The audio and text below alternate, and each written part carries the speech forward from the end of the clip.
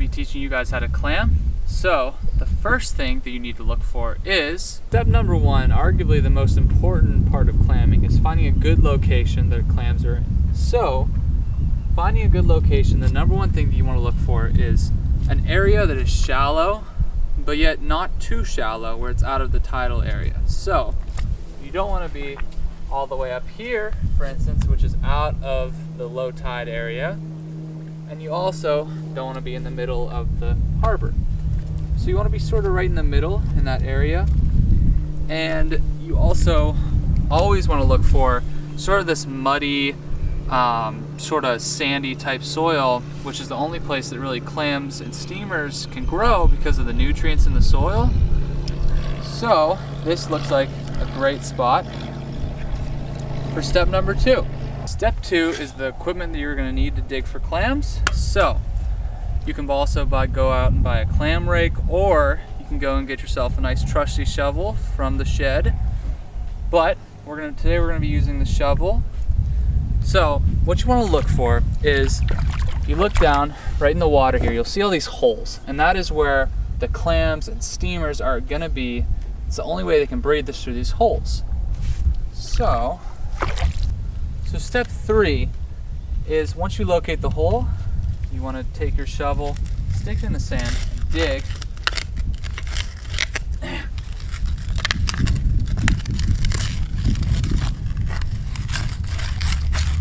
As far down as you can. That way you don't crush this clam. And then you just want to. So, looky there. A nice, at this size they're called quahogs. Boom, first one. Now let's look for a steamer. Alright, so this looks like another hole. That'll be good for a steamer or clam. Mud flats are sometimes a little bit hard to dig into. Boom. There we go. A nice little steamer. Hope we can find a bigger one here. That thing's tiny and smashed. That's why you got to dig really deep to make sure you don't smash them.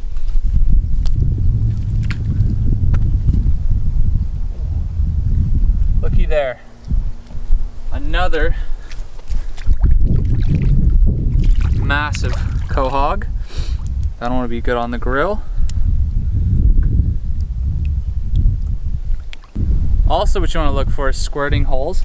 So if you look right down here, and we'll go step on it to make sure it's, oh, there it is right there. So you guys saw it squirt, and that's a telltale sign that there's a steamer in that hole, guaranteed.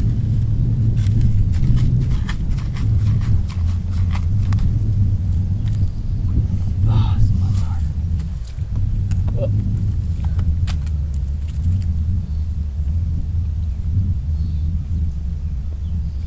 Couple of sand crabs.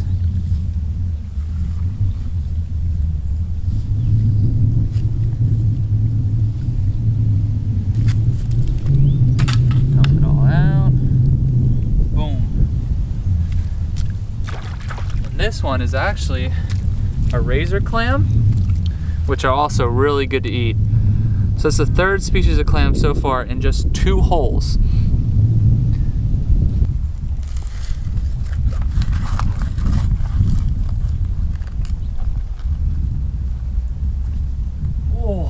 This one's a massive one. Look at this one.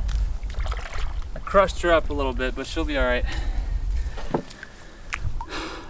Awesome one.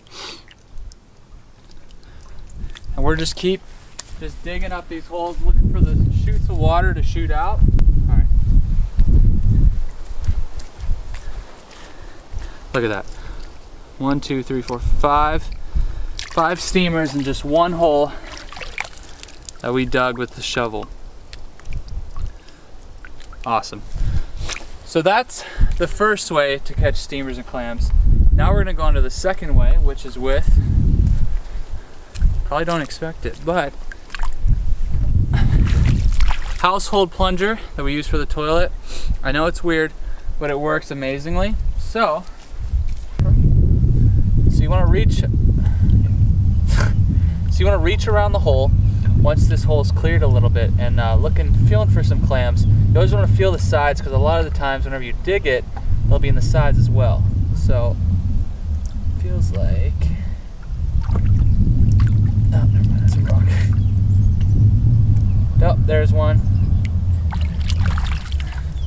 Another nice quahog added to the collection. So, pretty good haul overall. We got some nice size quahogs, and we didn't get any cherry stones, which is just a small one of these. Got some good sized steamers and a razor clam. So, pretty good haul. And stick around, because later in the week we're going to be doing a cooking video on all these. A couple of different recipes to see how good it'll taste. But, till the next video, I will see you guys later.